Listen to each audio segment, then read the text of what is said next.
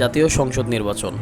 বাংলাদেশে এর আগে যতগুলো নির্বাচন হয়েছে তার সবগুলো হয়েছে আসন ভিত্তিক, সরাসরি ভোটের মাধ্যমে। কিন্তু এখন রাজনৈতিক মহলে এমন একটি নির্বাচনের কথা বলা হচ্ছে যার নাম পিআর পদ্ধতির নির্বাচন বা আনুপাতিক নির্বাচন ব্যবস্থা। বাংলাদেশে যে পদ্ধতিতে নির্বাচন হয় তা ওয়েস্টমিনিস্টার পদ্ধতি হিসেবে পরিচিত। এই নির্বাচন পদ্ধতি মূলত সংখ্যাগরিষ্ঠের মতামত নয়, বরং সংখ্যালঘুর মতামতের ভিত্তিতে সরকার গঠিত হয়। বর্তমানে বিশ্বে 50টিরও কম দেশে এই নির্বাচন ব্যবস্থা চালু আছে। অন্যদিকে পৃথিবীর 91টি দেশে পিআর পদ্ধতির নির্বাচন বা আনুপাতিক ব্যবস্থা নির্বাচন হয়। বিশ্বের গণতান্ত্রিক দেশগুলোতে প্রায় 7 ধরনের নির্বাচন ব্যবস্থা দেখা দেয়।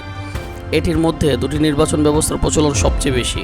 একটি ওয়েস্টমিনিস্টার বা সংসদীয় আসন পদ্ধতি, অন্যটি হলো পিআর বা আনুপাতিক হার পদ্ধতি, যার পূর্ণরূপ প্রপোর্শনাল রিপ্রেজেন্টেশন। ওয়েস্টমিনিস্টার পদ্ধতিতে একটি নির্বাচনী এলাকা বা আসনে একাধিক দলের মনোনীত প্রার্থী অথবা স্বতন্ত্র প্রার্থী থাকে। একটি আসনে যে ব্যক্তি বেশি ভোট পায় তিনি ওই আসন নির্বাচিত হন। এভাবে সারা দেশে যে দল সবচেয়ে বেশি আসন লাভ করে সেই দল সরকার গঠন করে। অন্যদিকে পিআর পদ্ধতি বা আনুপাতিক পদ্ধতির নির্বাচনে কোনো নির্বাচনী এলাকা বা আসনে প্রার্থীদের মধ্যে কোনো ব্যক্তিগত প্রতিদ্বন্দ্বিতা হয় না, কারণ আসন ভিত্তিক কোনো প্রার্থীই থাকে না। এমনকি ব্যালটে কোনো প্রার্থীর নাম পর্যন্ত থাকে না। এ পদ্ধতি শুধুমাত্র দলীয় প্রতীকে ভোট গ্রহণ হয়। একটি দল সারা দেশে যত শতাংশ ভোট পায় সে অনুযায়ী জাতীয় সংসদের আসন বণ্টন হয়। আমরা ধরি সারা দেশে নির্বাচনী ফলাফল অনুযায়ী ক দল পেয়েছে 60%, খ দল পেয়েছে 30% এবং গ দল পেয়েছে 10%।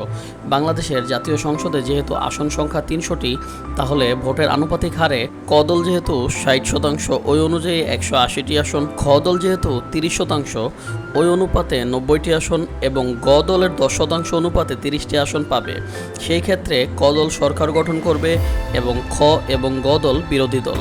অর্থাৎ সারা দেশের ভোটের আনুপাতিক হারে সংসদের আসন বণ্টনের পদ্ধতিকে প্রপোর্শনাল রিপ্রেজেন্টেশন বা আনুপাতিক নির্বাচন বলা হয়। বাংলাদেশের জাতীয় সংসদে নারীদের জন্য সংরক্ষিত 45টি আসন আনুপাতিক পদ্ধতিতে বণ্টন করা হয়। আনুপাতিক নির্বাচন আবার 3 ধরনের হয়ে থাকে: মুক্ত তালিকা, বদ্ধ তালিকা ও মিশ্র পদ্ধতি। মুক্ত তালিকা নির্বাচন কমিশনের দেওয়া সময়ের মধ্যে দলগুলো তাদের প্রার্থী তালিকা ঘোষণা করে। ভোটের ফলাফল প্রকাশের পর দলের প্রার্থী তালিকায় থাকা ব্যক্তিদের নামের ক্রমানুসারে আসন বণ্টন করা হয়। বদ্ধ তালিকা পদ্ধতিতে প্রার্থী তালিকা প্রকাশ করা হয় না। আর মিশ্র পদ্ধতিতে কিছু আসন আনুপাতিক ও কিছু আসনে ওয়েস্টমিনিস্টার ধাঁচের আসন ভিত্তিক নির্বাচন হয়। আবার কোনো দেশে দ্বিকক্ষ বিশিষ্ট সংসদ থাকায় এক কক্ষে আনুপাতিক নির্বাচন, অন্য কক্ষে আসন ভিত্তিক নির্বাচন হয়।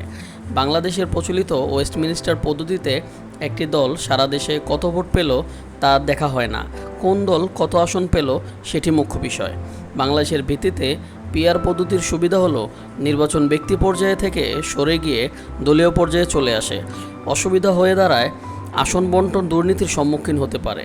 মনে করুন ক দল একটি আসনে 40% ভোট পেল এবং খ দল 35% এবং গ দল 25% ভোট পেল। এখানে ওয়েস্টমিনিস্টার পদ্ধতিতে ক দল মাত্র 40% ভোট পেয়ে বিজয়ী হলো, কিন্তু প্রকৃতপক্ষে ক দলের বিপক্ষে ভোট পড়েছে 60%। এখানে কেবল 40% মানুষের ভোটই প্রাধান্য পাবে, কিন্তু বাকি 60% ভোট বিফলে যাবে। কিন্তু পিআর পদ্ধতি বা প্রপোর্শনাল রিপ্রেজেন্টেশন পদ্ধতি, আনুপাতিক পদ্ধতিতে প্রত্যেক দল তার ভোট অনুসারে আসন পাবে। এতে করে প্রত্যেকটি ভোটের মূল্যায়ন হবে, ভোটের রায় বৃথা যাবে না। অর্থাৎ ওয়েস্টমিনিস্টার পদ্ধতিতে প্রার্থী বিনা প্রতিদ্বন্দ্বিতায় পাশ করার সুযোগ থাকে, অপরদিকে পিআর পদ্ধতিতে বিনা প্রতিদ্বন্দ্বিতায় পাশ করার কোনো সুযোগই থাকে না। ধন্যবাদ।